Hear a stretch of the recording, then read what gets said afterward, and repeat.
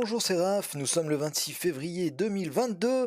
Je vous souhaite la bienvenue sur la vidéo d'analyse et récapitulation du Nasdaq. Donc on va passer un petit moment ensemble pour voir ce qui s'est passé cette semaine dans un premier temps, pour bouger nos zones, hein, parce que vous voyez que eh bien, nos zones, alors elles ont réagi, oui, mais par contre on est allé enfoncer la zone 3. Donc voilà, ça on doit en tenir compte, hein, évidemment, de tout ce qui se passe comme ça. Donc, beau rebond également sur le Nasdaq, hein, comme sur les deux autres indices qui nous intéressent.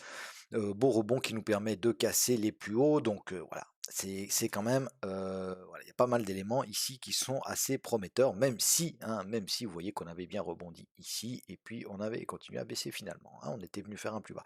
Donc il y a quand même des zones de short à surveiller, il ne faut pas s'emballer avec ce genre de rebond.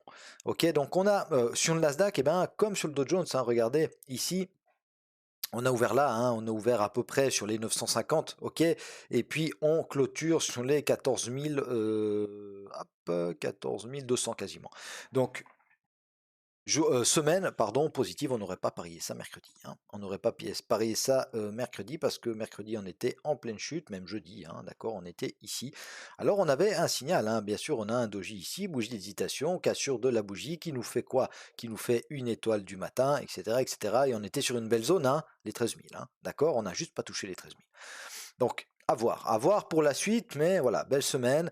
Dans un premier temps, on enfonce toutes nos zones, puis on les réintègre violemment, hein, d'accord. Donc, ça pourrait très bien quand même être une recherche de liquidité pour repartir dans le sens de la tendance de fond, hein. Donc, quand je dis de fond, je parle de la tendance, qu'elle soit hebdo ou mensuelle, d'accord, qui est évidemment haussière en vallée. Contrôler ça tout de suite ensemble.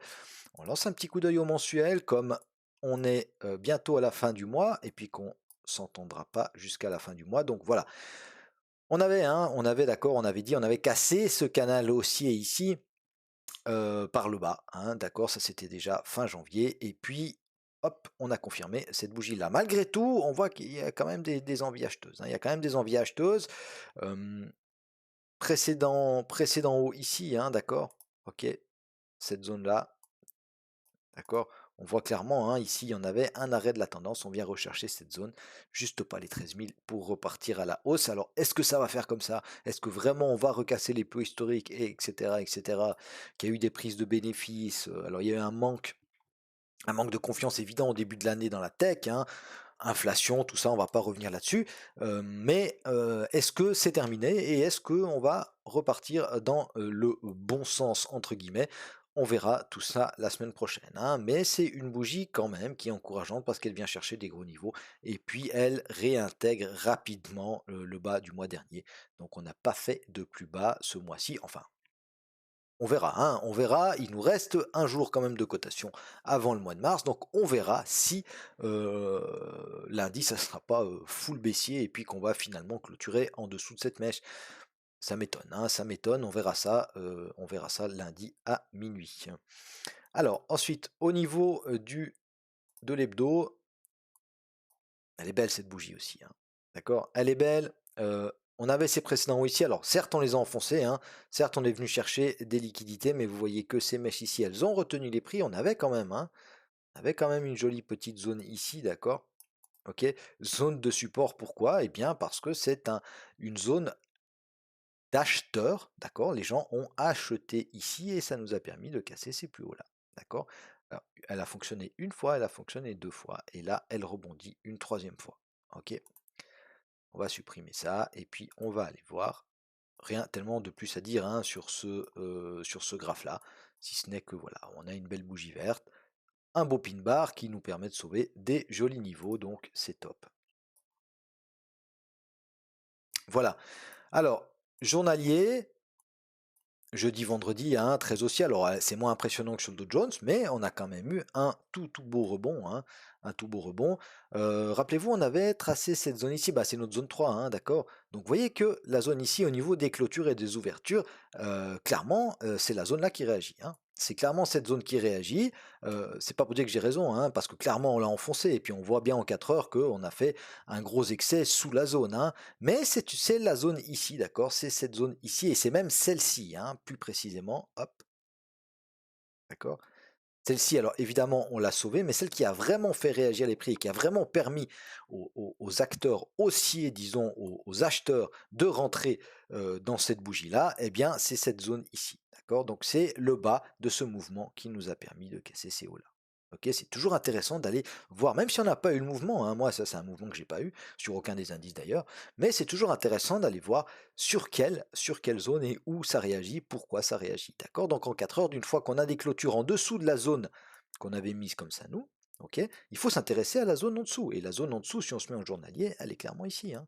Où est-ce que rentrent les acheteurs sur ce graphe-là? Eh bien, ils rentrent ici, d'accord, sur cette bougie-là. Ok, on voit clairement, hein, c'était baissier, boum, c'est racheté. Ok, donc ça, ce sont des positions défendues pour les long-termistes, hein, clairement. Ok, donc ça a été défendu. Maintenant, est-ce que ça va suffire ou est-ce qu'on va recasser tout ça à la baisse? Eh bien, l'avenir nous le dira. Donc, on va faire ça comme ça. Voilà, c'est parfait. Donc, on va aller voir en 4 heures comment on va mettre nos zones. Ok, donc bah, la zone 3, on va la mettre là, hein. Ok, je l'ai déplacée sur mon journalier. Ok, hop, oui, ça prend les 13 000, ça prend les 13 200, c'est parfait. Ok, on a une zone de 200 points. Bon, on est sur du 4 heures, hein, c'est normal. Hop. La zone 2, eh bien, la zone 2, hop, moi, je vais la laisser comme ça.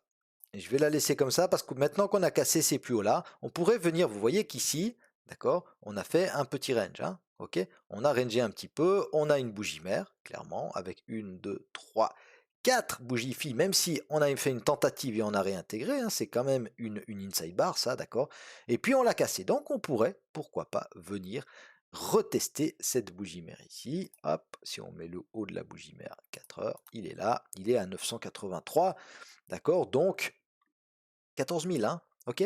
Retester les 14 000, ça peut être intéressant. Donc on va prendre, hop, les 14 000 avec. Tac, ok. Ça, on va supprimer. Ça, on va supprimer. Donc, il faut juste aller contrôler quand même un petit truc en daily.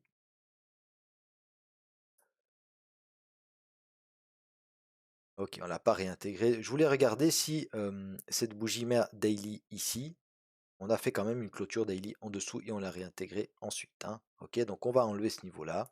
J'aurais préféré en fait que qu'on la casse et qu'on la réintègre directement, ok, pour que ce niveau-là soit encore valable pour moi.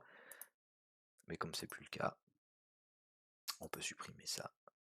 Tac, ça nous fait un peu de place. D'accord, donc à surveiller ce niveau, hein, 13 983, alors c'est pas aussi précis que ça peut être les 14 000, ça peut être les 13 950, mais à surveiller quand même la semaine prochaine si on vient retester et qu'on veut continuer à monter. Ok, donc la zone 2, on la laisse là. La zone intermédiaire ici, bien évidemment qu'elle est toujours intéressante, 14 500, c'est très intéressant, hein, comme zone, et puis ben, c'est ce précédent haut qui nous a permis de casser tous ces plus bas là, ceci et tous ces quatre plus bas ici, ok, donc c'est quand même, voilà, c'est quand même important comme zone, hein, d'accord. Et puis ensuite, zone 1, tac, la zone 1, on la laisse là, ok, pivot annuel, pivot mensuel, à surveiller la semaine prochaine, hein, d'accord, notez vos nouveaux pivots mensuels et peut-être ça vous fera des nouvelles zones, ou ça vous appuiera un peu plus les zones qu'on a dessinées aujourd'hui. Ok, voilà, j'en ai terminé pour ma part. Donc, il me reste à vous souhaiter un excellent week-end à toutes et à tous. Je vous remercie pour votre fidélité, hein, ceux qui viennent régulièrement sur ma chaîne YouTube. Ça fait très très plaisir. Et puis, je vous demande simplement de mettre un petit pouce bleu, de mettre un petit commentaire, d'accord? Ça vous prend pas beaucoup de temps, moi ça m'aide beaucoup. Et puis, partagez ma chaîne, pourquoi pas, si vous trouvez que mes analyses sont pertinentes. Allez, je vous souhaite à tous et à toutes un excellent week-end et je me réjouis de vous retrouver soit au courant, soit le week-end prochain. Merci, bye bye.